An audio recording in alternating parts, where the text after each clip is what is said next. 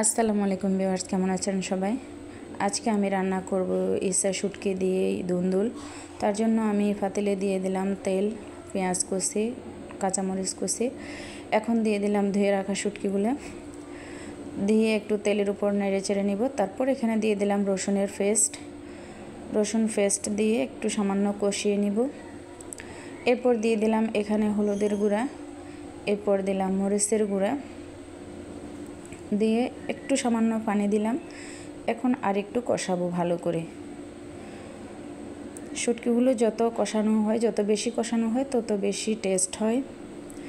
এই যে এখানে আমার শুটকিগুলো মোটামুটি কষানো হয়ে গেছে, তেল উঠে আসছে। এখন এর মধ্যে আমি দিয়ে দেব কেটে ধুয়ে রাখা ধুন্দুলগুলো।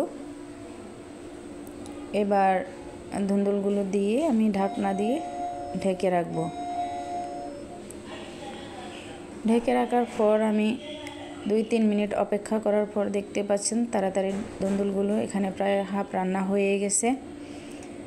এরপরে একটু রান্না করব, আমি ঢাকনা দিয়ে রাখবো। এবার এখানে আমার প্রায় রান্না শেষ। এখন আমি এতে কেটে রাখা টমেটো দিয়ে দিলাম এবং দিয়ে দিলাম ধনেপাতা। এই তো হয়ে গেছে আমার রান্না শেষ। দেখতে কেমন লাগলো জানাতে ভুলবেন না। আল্লাহ হাফেজ।